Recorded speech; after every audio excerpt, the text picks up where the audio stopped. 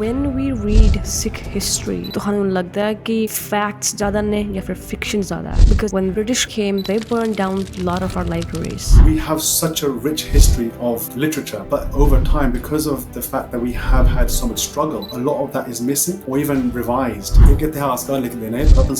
He says that when we look at that history, there's one of two things that the Sikhs did. Ki Sikh Raj kare, ki Sikh lar mare. And you can look at our itihas from any angle, really. Nobody disputes that. When you think about Sikh Raj, the first name that comes to mind is Maharaja Ranveer Singh. But Sikh Raj doesn't begin, nor does it end with Maharaja Ranveer Singh. We've had various manifestations or expressions of Sikh Raj, and you'll see it becomes so glaringly obvious the changes in narrative. And actually, the importance of Raj is then sidelined. This is not really in line with the Sikh principles of Sabat Dapala, Langar, or serving. Those arguments break that link. But when you look at our itihas, it's very clear. A lot of our itihas is projected through a particular lens.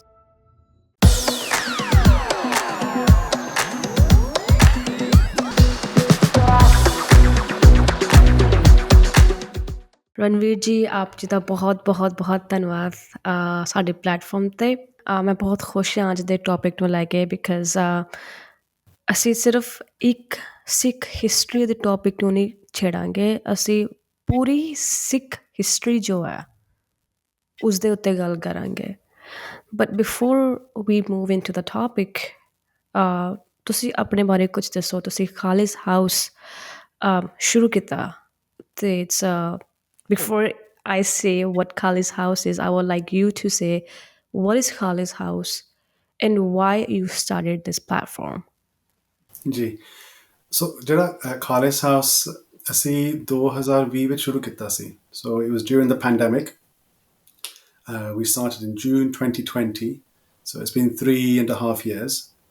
ਤੇ ਪ੍ਰਕਾਸ਼ਨਕਾਰ ਸ਼ੁਰੂ ਕਰਨ ਦੇ ਪਿੱਛੇ ਸਭ ਤੋਂ ਵੱਡਾ ਕਾਰਨ ਇਹ ਸੀ ਕਿ when we look at books that are being produced about the Sikhs, ਖਾਸ ਕਰਕੇ ਜਿਹੜੀਆਂ ਕਿਤਾਬਾਂ ਅੰਗਰੇਜ਼ੀ ਵਿੱਚ ਛਪੀਆਂ ਜਾਂਦੀਆਂ ਆ ਉਹਨਾਂ ਦੇ ਵਿੱਚ ਜਿਹੜਾ ਬਿਰਤਾਂਤ ਸਿਰਜਿਆ ਜਾਂਦਾ ਹੈ the narrative that we find in those books, we felt that it wasn't empowering enough to present Sikh itihas and ਜਿਹੜੇ ਸਾਡੇ ਸਿੱਖ ਸਿਧਾਂਤ ਆ ਸਿੱਖ ਅਸੂਲ ਆ. So we felt that a lot of the books in Punjabi, ਜਿਹੜੀ ਕਿਤਾਬਾਂ ਸਾਨੂੰ ਪੰਜਾਬੀ ਵਿੱਚ ਮਿਲਦੀ ਆ ਖਾਸ ਕਰਕੇ ਜਿਹੜੇ ਸਾਡੇ ਪੁਰਾਤਨ ਗ੍ਰੰਥ ਹੋ ਗਏ ਜਾਂ books from that are written in Punjabi by people in Punjab, they're different. But the ones in English, we felt that there was something missing. So we wanted to provide a platform for writers who were passionate about preserving a narrative about the Sikhs and Punjab that was empowering, that was inspiring, especially for this generation, especially the generation that lives outside of Punjab, ਜਿਹੜੇ ਬਾਹਰ ਰਹਿੰਦੇ ਨੇ UK ਦੇ ਵਿੱਚ America Canada across the diaspora. So because we felt there was something missing, that's why we then decided to create and establish Khalis House. And like I said, it's been about 3.5 years now, and it's been a kind of organically it's grown. So obviously I've written books, others have written their books. We've now published 16 books, and there are more in the pipeline for the coming 12 months as well.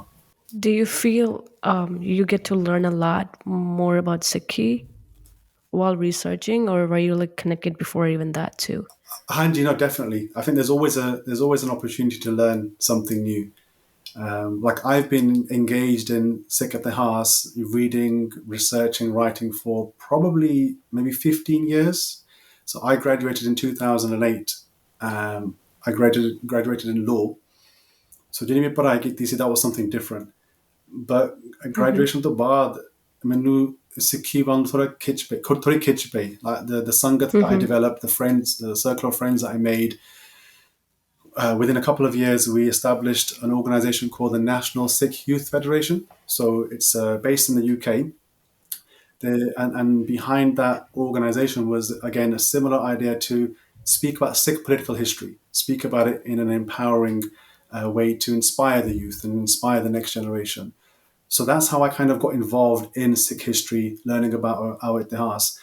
And the way that kind of developed was each one of us as co-founders, we kind of developed our own field of, I don't know, call it expertise or speciality.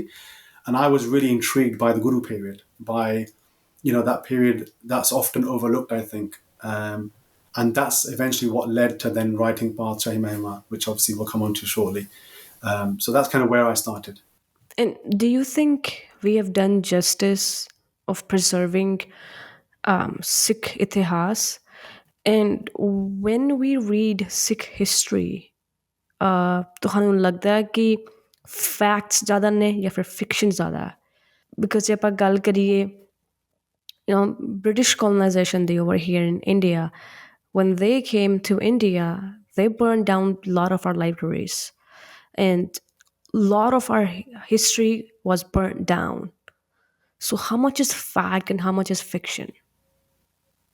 Yeah, that's what about Ahmed. It's a very important question, and I think I might break it down a little bit. I think what this question really highlights for me is the importance of preserving those historical accounts that are written in Punjabi, that were perhaps written by contemporaries of the Guru. So writings by Gurdas Ji, for example, who was a contemporary of the first early Guru Saiban. Bhai Gurdas Ji's Vara are really well respected. They've been around for 400 years now. And a lot of the katha that we hear in Guru Kars around the world is based on the information that we take from Bhai Gurdas Ji Avara. Bhai Gurdas Ji was obviously quite close to the Guru's house. They were a member of the Guru's family as well. And Sikh tradition holds that they were given their writings were given the title of the key to understanding Gurbani. So obviously, as a scholar, they hold a certain reverence within the Sikh world. And I think when we focus on their writings, which are now available in English as well, there's obviously translations available online. There are 2-volume books available as well. And I think if we look at that tradition, and then also other writers who were contemporaries of the Gurus, those who, the Kavis of the Guru's Darbar, for example, Guru Gobind Singh Ji Maharaj and the Anandpur Sahib Darbar, Jinnavi Kavisan, we look at their writings, we get a very distinct picture of what Sikhi was, of what the Sikh Panth was, of what the Guru's mission was. And then again, that tradition continues. But like you said, after the British arrived, Basti Baad, Antuk Baad, like in Punjab, we know that physically the British changed the landscape. In addition to the change of political power after the fall of Maharaja Ranjit Singh's Raj, they target the education centres. So whereas before we know from our itihas that generally a lot of people were encouraged to get educated, men, women, different ages, and they were taught a whole variety of different subjects. After the arrival of the British in Punjab, what we see is not just the burning of books and the kind of the restriction to accessing that information, but there's this new way of learning that arrives as well. This kind of very westernized, and even the subjects that are taught, the sciences, mathematics, it's very wordly. There's a lot of emphasis on empiricism, this idea of looking at facts, looking at the world, looking at statistics. So, ਜਦੋਂ ਆਪਾਂ ਗਿਆਨ ਦੀ ਗੱਲ ਕਰਦੇ, like from a Gurbani perspective, the gyan that's enshrined within Gurbani, or the gyan that we find in our Puratan Granths, that's almost sidelined. And then the kind of the westernized subjects, those which speak about the material world, that which can be proven through science, that's given a prominence. So I think what we need to look at is the way in which knowledge production changed and how much emphasis was placed on these westernized models of learning and learning about the world.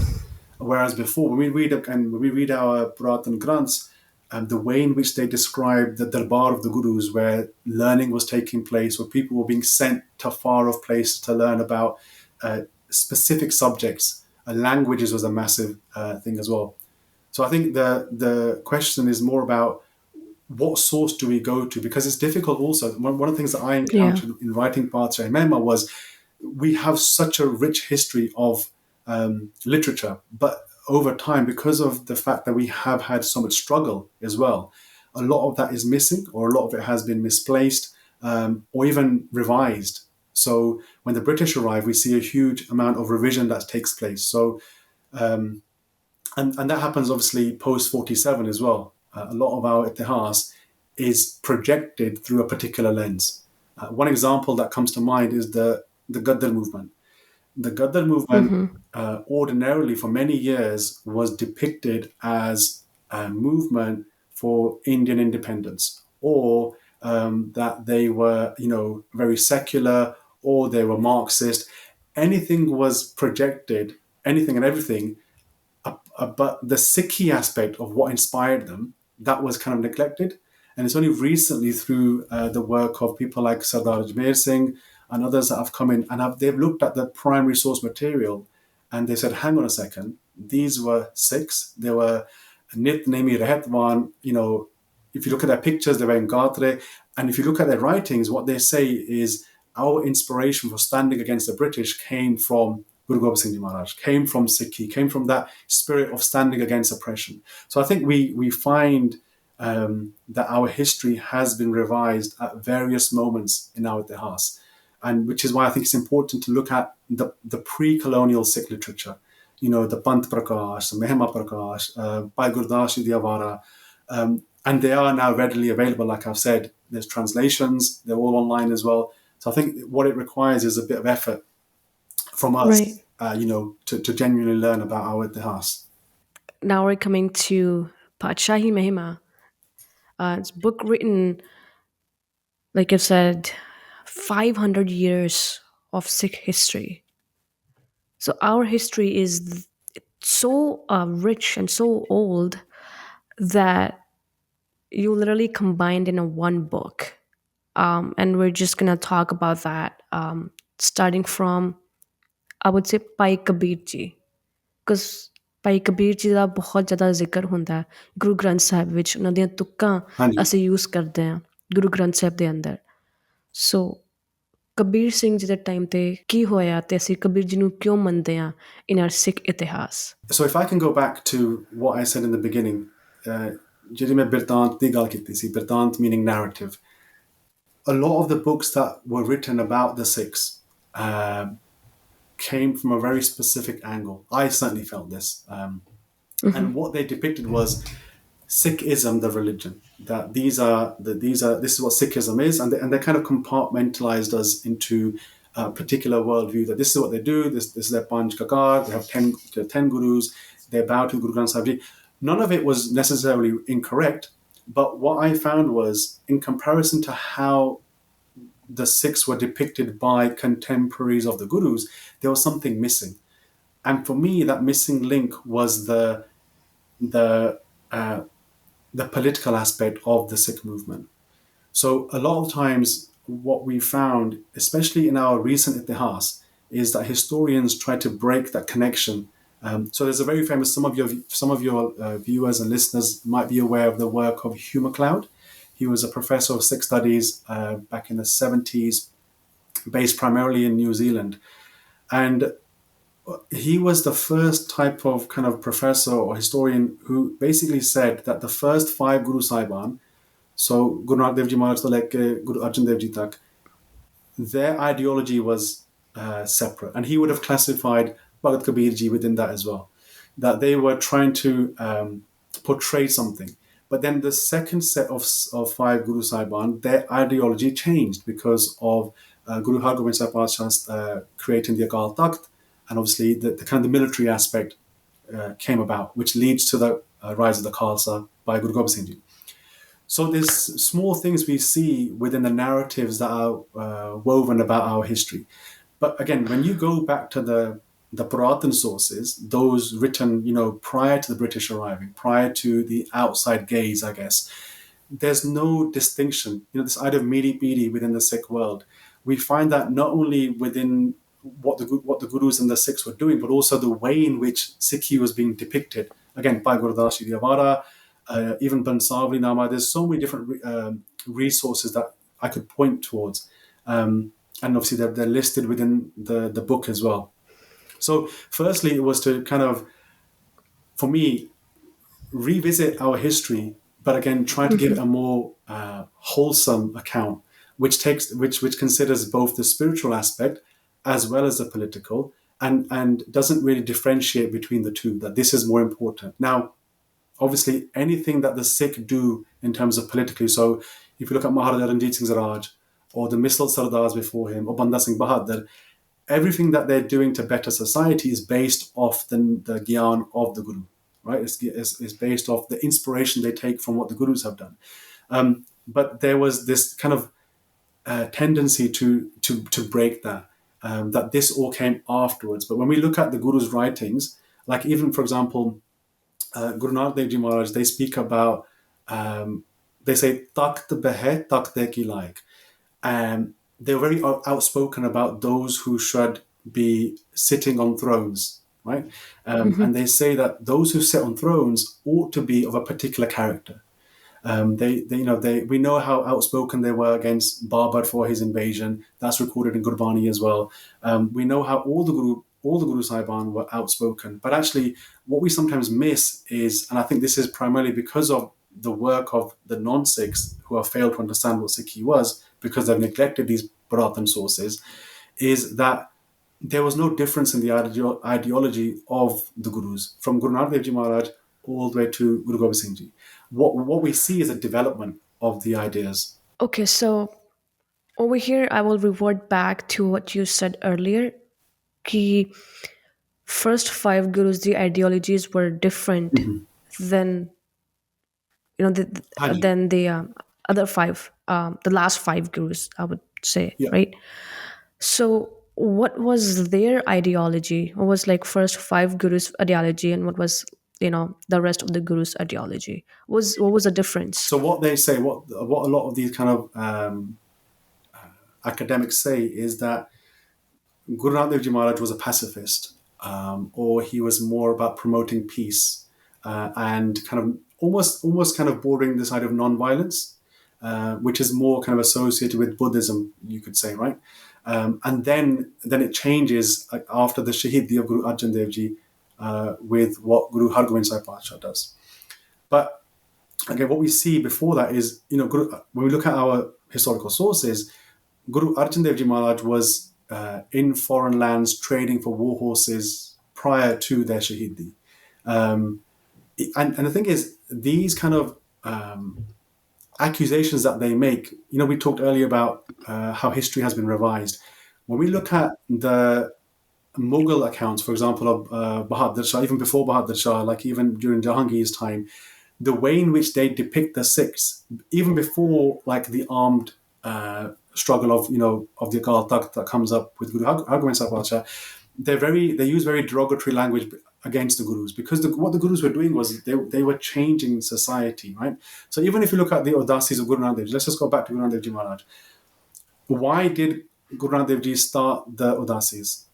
ਜਿਹੜੀ ਉਦਾਸੀਆਂ ਦੀ ਰੀਤ ਗੁਰੂ ਸਾਹਿਬ ਨੇ ਸ਼ੁਰੂ ਕੀਤੀ ਸੀ, why did they do that? What was the need to go out into the world and do what they did? And actually, it comes up in Gurbani. Guru Nanak Dev Ji themselves, they say Gurmukh khojat pe udasi, that they went in search of the Gurmukhs. This comes up in Gurbani, Hana? So we know from our Itihas, they travel in all 4 directions over about a 22-year period. They go as far as Middle East, to the Middle East. They come back. But then what they do is, when they return to Punjab, one of the very first things that Guru Nanak Dev Ji does is they establish Kartarpur Sahib. Kartarpur Sahib becomes this kind of hub, this center of activity, from where then the Sikh revolution then takes form. And it's within Kartarpur Sahib we have this idea of Sangat first comes up, where people from all different walks of life, they come to seek guidance from the Guru. They obtain knowledge, they take Gyan away. But what we're also seeing then is that model is then developed by other Guru Sahiban. So when Guru Angad Dev Ji Maharaj comes in, they're then sent by Guru Nanak Dev Ji to go to Khadur Sahib and establish another town. Another town is then built. Guru Amar Das Ji goes to Govindwal Sahib, another town is established. Guru Amar Das Ji then also takes it to the next step by sending out. They established the Manji system. And you may know this, but the Manji system was a system of basically representatives of the Guru's Darbar that would go out to do prachar on Sikhi. So they would travel far and wide. So there was twofold. One was to spread Sikhi through Prachar, and secondly, they collected Dasband to bring it back into the Guru's Darbar to grow the Panth. And again, that system then became the Masand system under Guru Ramdas Ji Maharaj. They then themselves obviously established Amritsar Sahib, Taran Taran Sahib, Kiratpur, and eventually, we see it go all the way to Anandpur Sahib. So there's this unbroken kind of link between Guru Nanak Dev Ji Maharaj and the establishment of the Guru's Darbar. Because Sikhi, I don't believe Sikhi could have grown with the speed and the way in which it did without having that base. You can think of other examples where you need to have that base, right? And then the examples of Sikh Raj that come afterwards were modeled on that idea. So that's what I meant by saying that these accusations that were thrown out there, that there was a difference in the ideology, that's a relatively new, you could say, colonial invention. When we look at our, Puratan Itihas, that which was recorded by contemporaries of the Gurus, there's this unbroken chain, and the ideology, remains the same from Pehle Padsha to Dasve Padsha. So the idea we take away from this is that different areas were colonized within Punjab to spread the knowledge of gurus, what they've learned, and without these bases, we wouldn't be able to spread the knowledge of Sikhi, of what our gurus learned, and that's how they, pushed back and then spread out the knowledge. I think colonized is probably not the right word to use, because colonized means a very specific type of political regime, right? So there was never it was never Okay. forced upon. The Gurus never went to a piece of land and subjugated those peoples. Burnt their libraries and completely introduced a new system. Guru Sahiban, they bought the land. So even like, for example, Anandpur Sahib was originally purchased by Guru Tegh Bahadur Sahib, and it was originally called Chak Nanaki. So they always purchased the land from whoever owned the land at the time, and then it was organically grown. And it was really a safe space for the Sikhs to exist as Sikhs. And it wasn't exclusively for the Sikhs. We have this idea of Sabat Dapala, Sanji Valta, these ideas that come out of Gurbani. And the Gurus, they weren't just speaking about these ideas, they were bringing those into the world, actualizing them. And then we see, obviously, that where even the Anandpur Sahib, the siege on Anandpur Sahib, there's so many, that in itself is such a rich history. We could have an entire podcast episode about that. But one of the primary reasons for why Aurangzeb and the Hindu Hill Rajas, why they invade, is because they felt threatened by the way in which the Guru's Darbar was growing and the influence that the Guru was obviously establishing at the time. So, obviously, the Vishwara of Anandpur Sahib happens, and eventually we see then, Banda Singh Bahadur establish the first Khalsa Raj. So, in fact, when we look at our Itihas between 1708 to around about 1849, which is after the passing of Guru Gobind Singh Ji Maharaj and the fall of Maharaja Ranjit Singh's Raj, and when the British arrived, that 140-year period, एक इतिहासकार लिखते हैं, Ratan Singh Pangu, he says that when we look at that history, there's one of two things that the Sikhs did. Ki Sikh Raj kare, ki Sikh lar mare. That either the Sikhs established Raj, or they died fighting in the pursuit of Raj. And you can look at our Itihas from any angle, really. That period, nobody disputes that. So the initial 150 years, 140, 150 years, the Sikhs, it was the primary focus, that we have to establish some area of control or influence where we can be who we are without the threat of conversion or oppression or tyranny from other surrounding areas. So that's why I say it's not the same as colonization, because they weren't going out and actively, enforcing themselves on another people or another land. But at the same time, the idea of Raj was instrumental. It was an integral part of the Sikh movement. And then after the British arrive, we see then how that slowly changes. Well, not slowly, quite quickly, when they initially are slaughtering the Sikhs, and then, like you said, burning books, changing the education system, changing the whole societal outlook. And then we see, obviously, the emergence of the India project and what that becomes eventually. But the point being before that is the Sikhs understood the duty they had to have that an area, let's just call it an area, which is why the book is called Sikh Sovereignty. That was integral for Sikhi to grow. And that model was taken from what the Gurus had established with these various towns, nagars as we know them in Punjabi, which obviously still exist today. But today they've become just these kind of historical sites, right? Heritage sites, or Gurdwara Sahibs are built there. But in their heyday, they would have been fully functioning towns, with their own economy. We know, for example, like Guru Arjan Dev Ji Maharaj, or Guru Ram Das even, they invited 52 different tradespeoples to Amritsar Sahib to grow Amritsar, to grow the actual city, to make it flourish. So the thinking of the Gurus was to there was never this idea of shying away from worldly affairs. It was always, Mm. if you're going to be involved in the world, in this kind of temporal space, in this political space, it had to be done with a particular style of governance, and that governance we find from Sikh Siddhant, from the way in which we're taught what the world is through Gurbani, through Sarvat Tapala, never to oppress somebody else, never to impose yourself upon other people's. So yeah, that's obviously what then takes place, and then we see, like I said, a change, and that change, I think we're still reeling from the effects of that colonial encounter. Because, one of the main reasons why I wanted to write the book actually was to understand what happened in 1984, to really understand what led to the invasion of the Bar Sahib. And it's funny now because I started in 84, and then I went back to 1978, and then slowly 1947. And then I was like, okay, well, how did we get to 1947? Then I went back to 1849, and holy, as I read more, I had to go back to the beginning, because for me, I had to revisit the whole process. And actually, that's why I think there's over 500 citations in the book, various different scholars, Persian sources, British sources, our own writers. And for me, it was the closest I could get myself to create a comprehensive account. But the focus was specifically on understanding Sikhi as both the political and the spiritual, not Sikhism, which is what comes later through the British. There's just this, religion. So that was a key focus of it all. So, correct me if I'm wrong. So, we've discussed so far about how Sikhi started from Guru Nanak Dev Ji's time, Hanji. and we sort of talked about how our gurus established different points and areas to kind of spread the knowledge about Sikhi, correct? And from Banda Singh Bahadur, as we touched a little bit, we talked about he sort of kind of started the Sikh Empire, right? So now we're slowly moving towards the political side of Sikhi.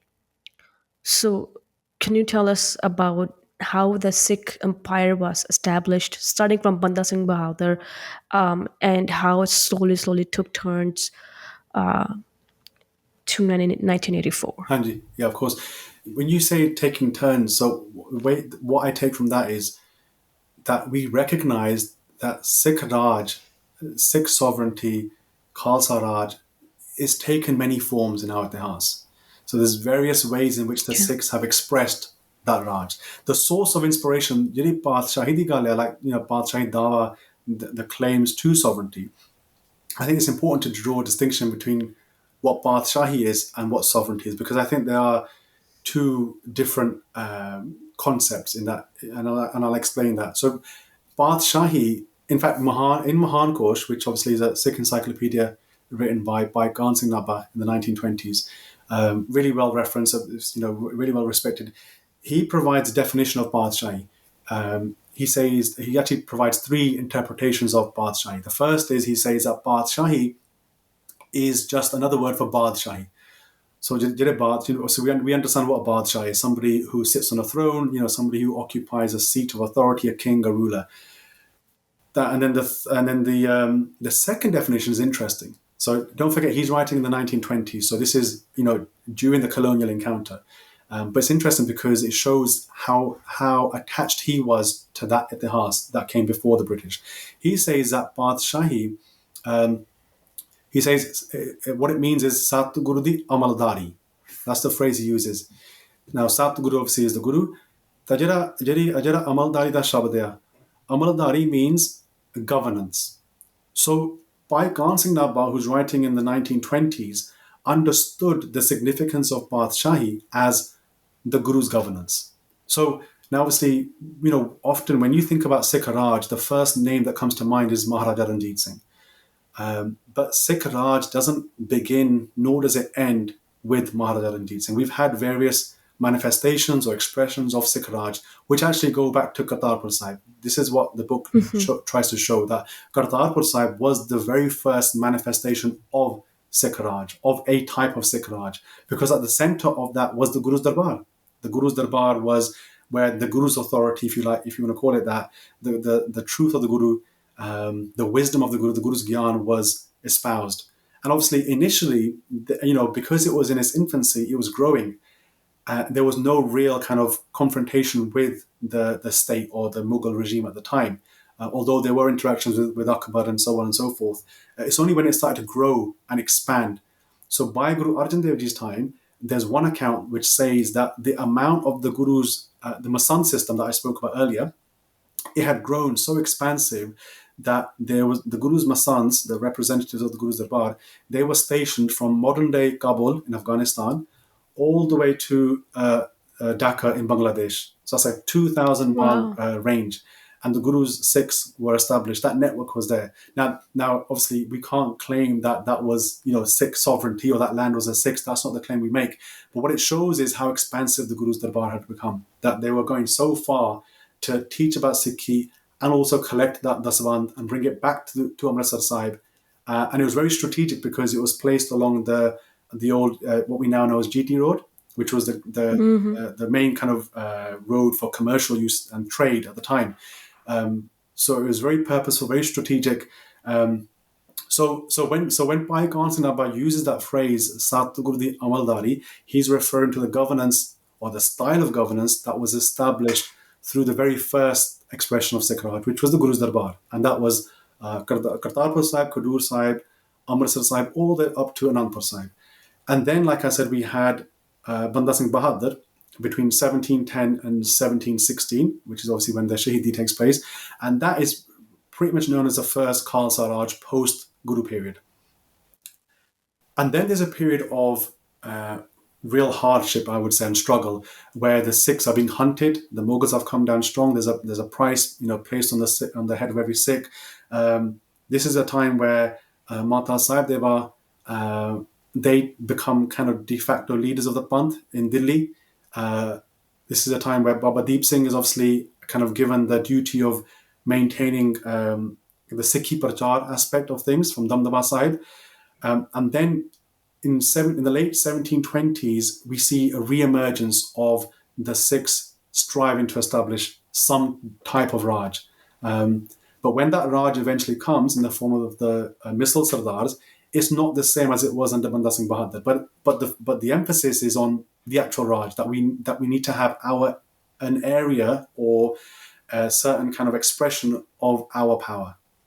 And again, it's never really for personal or family gains. It's more so to bring about the ideals of Halimi Raj and Begumpura, Sarvat Tapala, like I've mentioned. So then we see the rise of the Dal Khalsa, which then become the Misl Sardars. So Misl Sardars, the confederacy of the Misl Sardars, which is then the third expression of Sikh Raj. So we had the Guru's Darbar, Banda Singh Bahadur's Khalsa Raj, the Misl Confederacy, which is around about 1765 to 1799, and then Maharaja Ranjit Singh's Raj comes from 1799. Obviously, he passes in 1839. There's a 10-year struggle for power. The British arrive, and then Punjab is annexed in 1849. So between 1849, now that Itihas, up until 1849, is not really disputed between Sikh historians that Sikh Raj was established. No one really has an issue with that. This is how important Raj was to the Sikhs. It's after 1849 where we see different narratives than we've woven into our Itihas. But when we look at, again, our history from that period, the Kuka movement, early Kuka movement, the Singh Sabha movement as well to an extent, the Gadri Babbe, the Babbar Akali Leher, and then obviously 1947 happens, and there's this kind of sense that there's some degree of independence. But what's actually happened is Punjab has been split down the middle, as you'll know. I know some of your guests previously have spoken about this, the Radcliffe line. But obviously, modern day Pakistan is created. The remaining half on this side, within about 20 to 30 years, two new states are carved out of that Punjab, Haryana and Himachal. So Punjab is now a fraction of what it once was. And then we Mm-hmm. see the kind of again, organic development towards another kind of movement for Sikh Raj. And in the present day, the Sikhs in 1986 called it Khalistan. So Khalistan is, from my understanding, is an expression of that Sikh sovereignty, of Sikh Raj. Now, it won't necessarily be exactly the same model that we had under the empire, because we no longer live in a world of empires. Empires have been long extinct. Even the Republic of Mm-hmm. Banda Singh Bahad, that was a different model. But the idea that propels it, the inspiration behind Khalistan, comes from centuries of Sikh struggle and Sikh sangharsh. Like this is why, there's a saying in the Sikh world of Raj bina, sorry, Dharam bina na Raj chale hai. That without sorry, let me start that again. The saying says, राज बिना ना धर्म चले है धर्म बिना सब दले मले है कोई किसी को राज ना दे है जो ले है निज बल से ले है. So this idea of dharam and raj, again, meeting and piri, like it's there in all of our Prarthana Granths. And again, going back to the first point I made about, reading and having those accessible, when we read those accounts, and then you can always do a comparative analysis with the works that have been written afterwards, and you'll see it becomes so glaringly obvious the changes in narrative, and actually the importance of Raj is then sidelined. That this is not really in line with the Sikh principles of Sabat Tapala, or langar, or serving, or seva generally. How can it be? How can violence be? But actually, it's a lot more nuanced than that. And those arguments are designed to, I think anyway, break that link. But when you look at our Okay. Itihas, it's very clear. It's there from the offset. So I think I will revert back to the period of establishing Sikh Empire, right? And when we talk about Sikh Empire, we talk about Banda Singh Bahadur, Maharaja Ranjit Singh, and correct me if I'm wrong. Why is it that we don't talk about women who have also contributed to the creation of Sikh Empire? Like, why there are like less women who did that, while the establishment of Sikhi from Guru Nanak Dev Ji's perspective was that men and women, they both are treated equally. Yeah. Am I saying something wrong in here, or No, is it's, this it's. I think it's a really valid question, and actually, it's one of the reasons why, when I read the House of Maharaja Ranjit Singh, and I read about Rani Sada Kaur, for example, I was blown away by her Jeevani and her Itihas. It, like, and her name is very rarely mentioned, even within Sikh circles, even within those who perhaps claim to understand or know Sikh history. But Rani Sada Kaur was one individual who was instrumental in his rise, and also she then led Sikhs into battle under his Raj. When we talk about Sikh Raj expanding under the empire, the Sikh Empire of Maharaja Ranjit Singh, between 1799 and I think she passes eventually in the late 1820s. But that 20-year period, she was at the forefront alongside Akali Phula Singh and others. Hari Singh Nalwa was then coming up as well. But she was instrumental in leading them. And she was one of the most ferocious warriors on the battlefield. But not only was she ferocious on the battlefield, but she was, in terms of strategy and how she would guide Maharaja Ranjit Singh. Again, these are all accounts in our Itihas. So when I read her Itihas, and that was in Punjabi by Gyani Sohan Singh Seetal, he wrote a novel about her in the 1950s. I was genuinely compelled to retell her story in English to a generation that perhaps hasn't even heard of her name.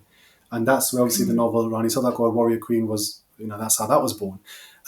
But she was right from the offset. And this is what was remarkable about Rani Sada Kaur was if you know the Missals, at one point there was a lot of kind of conflict between the Missals towards the end of their before Maharaja Ranjit Singh arrives. So she was obviously the head of the Kanhaiya Missal. And the Kanhaiya Missal historically had clashed with various missals, including the Sukrachakya missal, which was Maharaja Ranjit Singh's missal, his grandfather and his father's.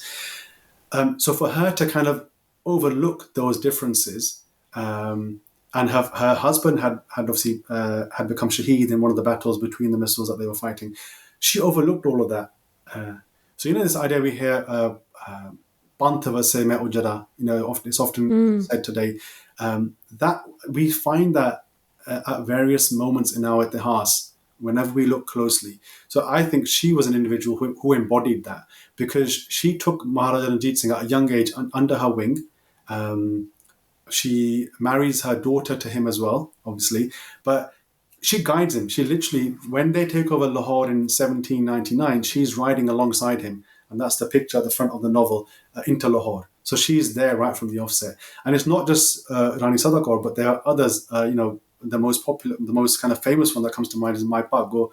But I think to answer your question as to why their actions are overlooked in our history, Right. is I think we have to remember, like, a lot of the Itihas was written predominantly by men,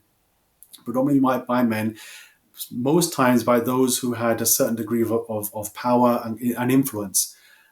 And I think, and we find this in Panth Prakash as well. So Panth Prakash by Ratan Singh Pangu is a hugely influential text. It's the go-to really for that period of Sikh Itihas, in terms of a lot of what we know about the Khalsa in the 18th century comes from Panth Prakash.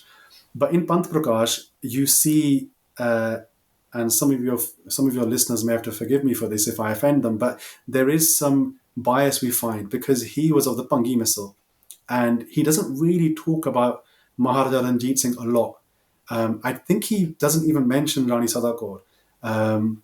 So there's a lot of, what I'm trying to say is, there's a lot of bias that we find within the writings, even within our own writings. And that's something, I think that's just human nature, that, people will necessarily, like, people could say my work is biased because of my understanding or reading on a particular thing, and I'll hold my hands up to it.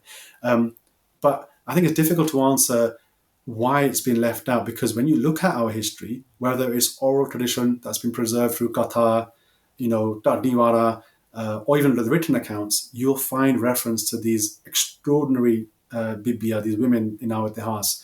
Even going all the way back to Bibi Nanaki, who is obviously. I was just thinking about that. I Anji, was just thinking about. yeah, and obviously Sikh tradition holds that they were the first to recognize who the Guru was, so they were essentially the first ever Sikh that we ever had, right?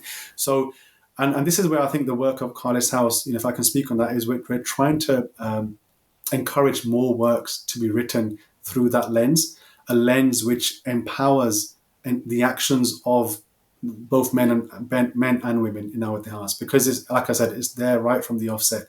And like you said, right, in Gurbani, there's no distinction. There isn't this idea of like the woman is lower than the man. There's equal importance placed. Equality between male and female is one of the foundations of Gurbani, I guess you could say. So for me, I think it's what you can do. So, if you have a channel, if you have a platform, if you're a writer, if you're a musician, an artist, anything you can do to raise their voices, because, and obviously that would require for us to read Itihas, or read our history, listen to Katha, and this is the kind of the beauty of it, because I think sometimes we place a lot of emphasis on books, but when you go to the Gurdwara and the Katha Vachik is talking, the way they weave, that rich tapestry of our Itihas, you find nuggets of like wisdom, and then it's about piecing it all together. But it's there, it's all there, and I think it's on us. I think this generation, particularly with social media, with platforms like this and the podcasts,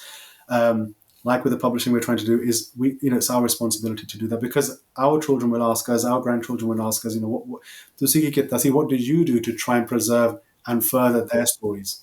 So, just to conclude on this topic, why you think our Sikh community faced a lot of struggles starting from the beginning, even though we are known as the fifth largest religion in the world?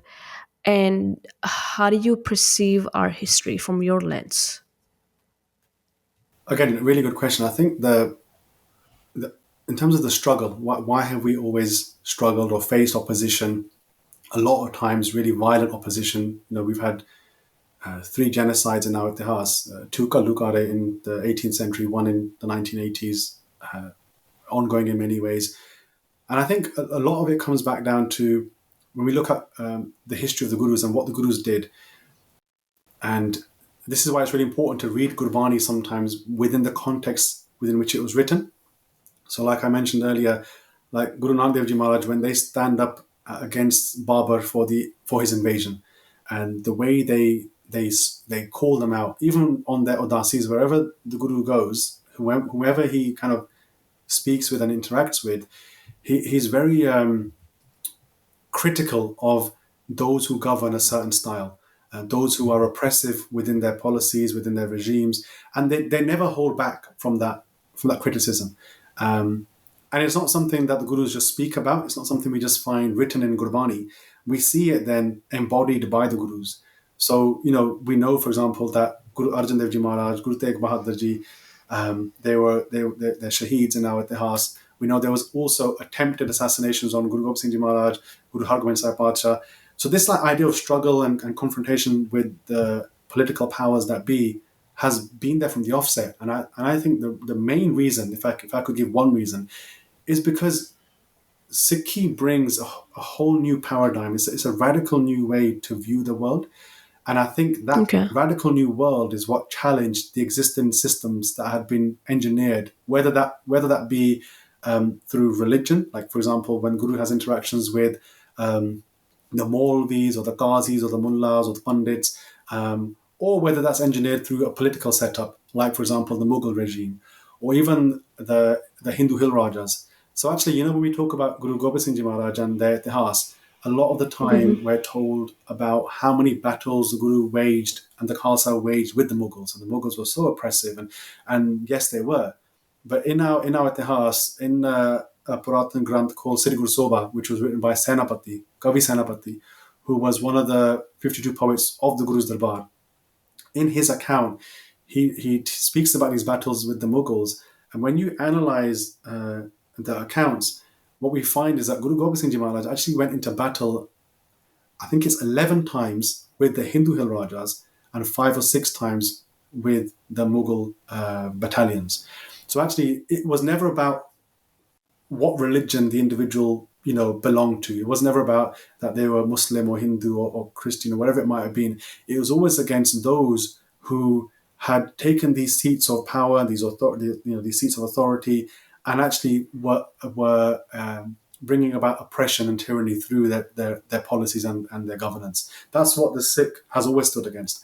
And when we look at the way in which the Sikh stood and defined the British occupation of Punjab, the statistics are well known that relative to our population, in terms of how many Sikhs stood and sacrificed and were hung by the British, and also those who spent time in jail, was disproportionate to the rest of the population. And it's something I think it's almost as if it's within our DNA.